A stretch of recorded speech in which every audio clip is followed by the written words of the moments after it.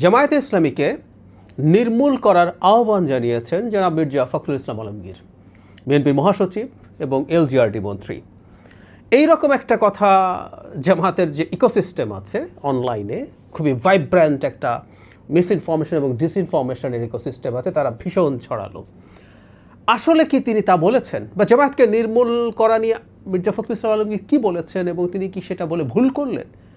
এটা একটা theoretical debate আমার মনে হয় সমাজে চালু করতে পারে। সেই প্রসঙ্গে কয়েকটা কথা বলা। প্রথম কথাটা হচ্ছে, মির্জা ফখরুল ইসলাম আলমগীর নির্মূল শব্দটা ব্যবহার করেছেন, তবে তিনি বলেছেন রাজনৈতিকভাবে নির্মূল করার কথা। কনটেক্সট আছে, আমি একটু সময় লাগলেও উনি আসলে এক্স্যাক্টলি কি বলেছেন একটু পড়া দরকার, তারপর আমার মনে হয় আমাদের বুঝতে সহজ হবে।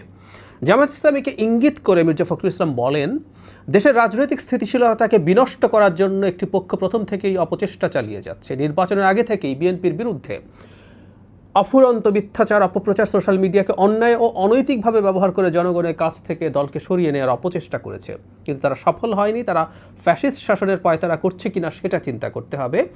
ভিন্নভাবে দেশকে আবার স্বৈরাচারের মধ্যে নিতে চায় কিনা সেটাও ভাবতে হবে। তিনি বলেন, আজকে আমি এক পত্রিকা সংবাদ দেখলাম, যে সংবাদটি আমাকে অত্যন্ত আহত করেছে।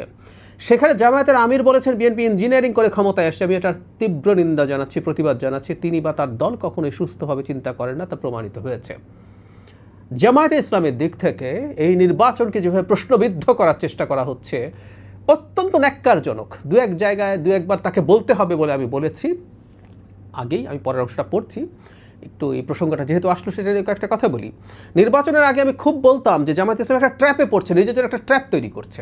সেটা হলো নির্বাচনে তারা জিতে যাবে, ক্ষমতায় চলে আসবে, এই রকম একটা ন্যারেটিভ তারা তৈরি করার চেষ্টা করেছিলেন। তখন আমি প্রচুর রেকর্ড আছে এটার, টকশোতে বলেছি, নিজের এই চ্যানেলে বলেছি যে তারা নির্বাচনের পর তারা বুঝবেন এটার সমস্যাটা। কারণ হলো তারা খুবই খারাপ ফলাফল করবেন তাদের এই হাইপ যেটা তৈরি করছেন সেটার ভিত্তিতে। এটাও বলেছি হাইপ হয়তো তৈরি করা তাদের জন্য টু সাম এক্সটেন্ট এসেনশিয়াল ছিল, কারণ আমি নির্বাচনে জিতে যাব এটা না বলা গেলে আসলে খুব ভালো ফলাফল করার সম্ভাবনা থাকে না। কিন্তু যেহেতু তারা এটা বলে ফেলেছেন, তাহলে সেই অর্থে একরকম ডাব্বা মারা রেজাল্ট যখন হবে, তখন আই ওয়াশের জন্য কয়েকবার তারা এই কথাটা বলতে পারেন। কিন্তু তারা যেইভাবে যে ঢঙে বলছেন, যে ন্যারেটিভ এস্টাবলিশ করার চেষ্টা করছেন দেশের গণতন্ত্রের জন্য, এটা একটা অত্যন্ত হার্মফুল ব্যাপার। আই রিপিট, গণতন্ত্রের জন্য অত্যন্ত হার্মফুল ব্যাপার। একটা গণতান্ত্রিক ব্যবস্থায় নির্বাচন, ফেয়ার নির্বাচনকে মেনে নিতে হয়।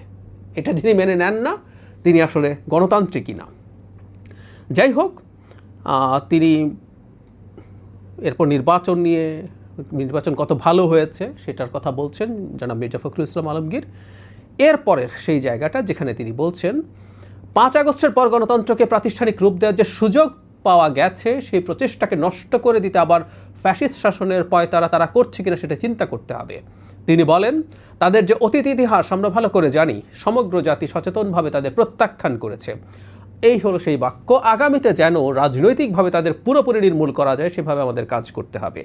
সো উনি একটা এক্সপেকটেশনের কথা জানিয়েছেন। কেউ কেউ বলতে পারেন এই নির্মূল শব্দটা নিয়ে হয়তো কেউ কেউ প্রশ্ন করতে পারেন যে শব্দটা তার বলা ঠিক হয়েছে কি হয়নি।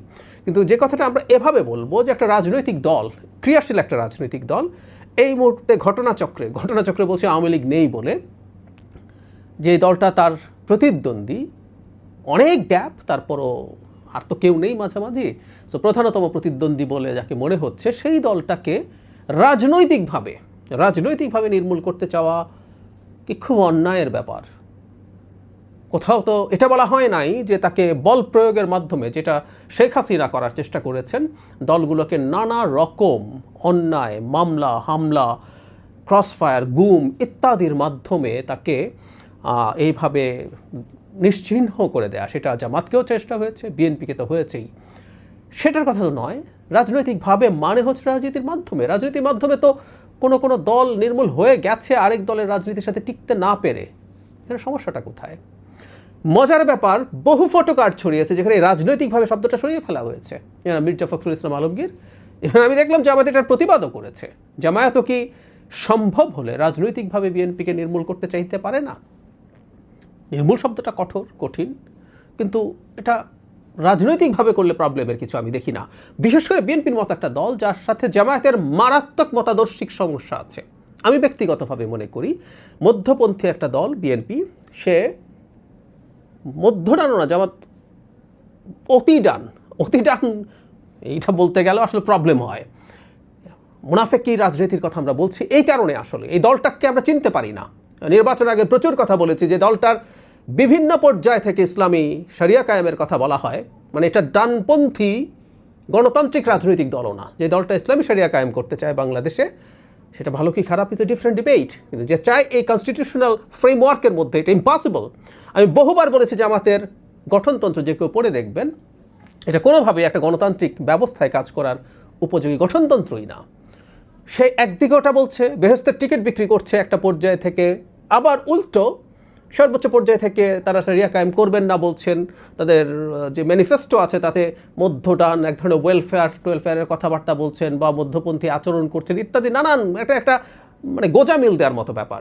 সো এরকম মানে সারা পৃথিবীতে মধ্যডান আছে, উগ্রডান আছে, গণতান্ত্রিক ব্যবস্থার মধ্যেই সারা পৃথিবীতে উগ্রডান পন্থার এক ধরনের উত্থান আমরা দেখছি বিভিন্ন রাজনৈতিক দল এবং ব্যক্তির। সেটা তো পৃথিবীর খুবই আলোচিত ফেনোমেনন, কিন্তু এই দলটা তাও না, এটাকে চেনা যায় না।